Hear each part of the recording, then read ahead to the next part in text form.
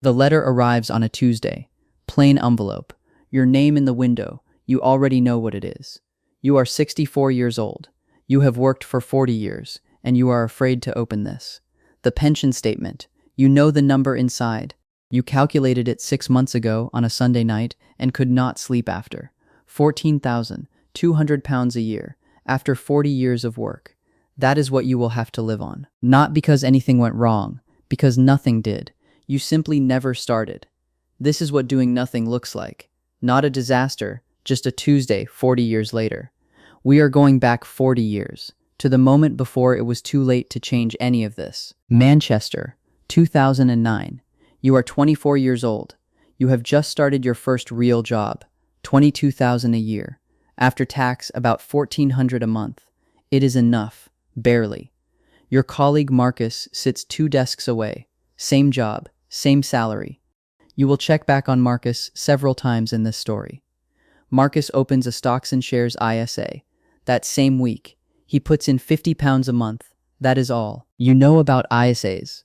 You have thought about it. You will start next month. You have been saying that for 3 months. Next month comes. You spend the £50 on a weekend away. The ISA stays empty. This is not a story about a bad person, or a stupid one. This is a story about a very common kind of delay. 26. You move out of your shared flat. The deposit takes everything you had saved. 28. You get a raise. $3,000 a year more. You upgrade the flat instead. Marcus, same raise, puts it into his ISA instead. His monthly contribution goes from £50 to $120. You are now 30. You have been meaning to start investing for 6 years. You have £1,200 saved. Marcus has £31,000 in his ISA. It has been growing quietly while both of you lived the same life. 32. You get married. The wedding costs £18,000. It is the right choice. It is also a financial reset. 35. 2 children, a mortgage, a car payment. You will start investing once things calm down. They do not calm down. At 36, Daniel does the maths for the first time. He sits with it for a long time.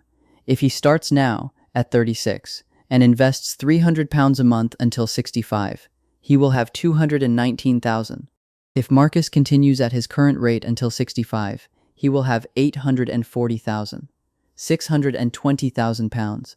That is the cost of 12 years of saying next month. He starts the ISA the next morning. $300 a month. For the first time in 12 years, something moves. He is 43. The mortgage is smaller. He raises the contribution to $500 a month. The maths improves, but only slightly. Marcus, at 43, has $280,000 in his ISA.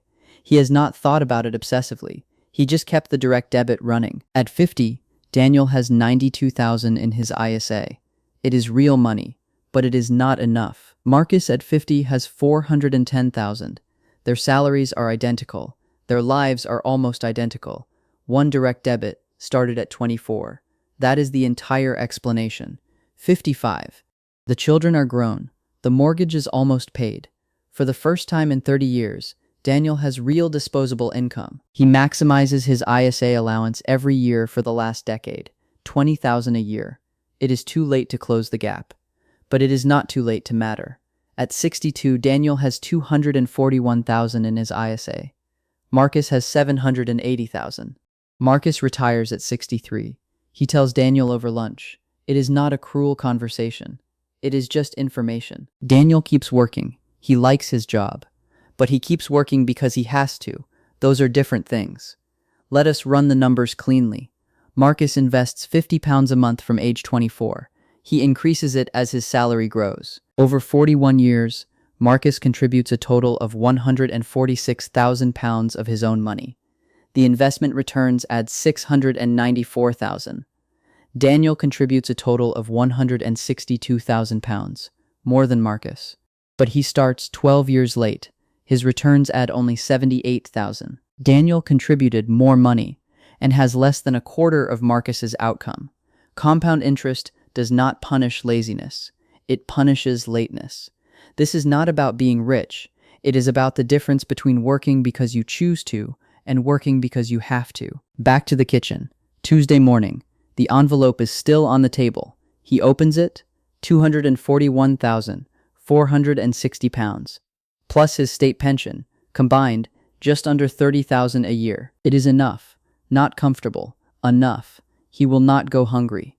He will not travel. He will manage. Marcus sends him a photo from Portugal that afternoon. Blue water, a terrace, an afternoon with nowhere to be. That is Daniel's story. The cost was not 60 years of sacrifice. It was 12 years of delay. Drop a comment. At what age did you start investing? Or what stopped you from starting earlier? Subscribe. The next story is already waiting, and the numbers are worse.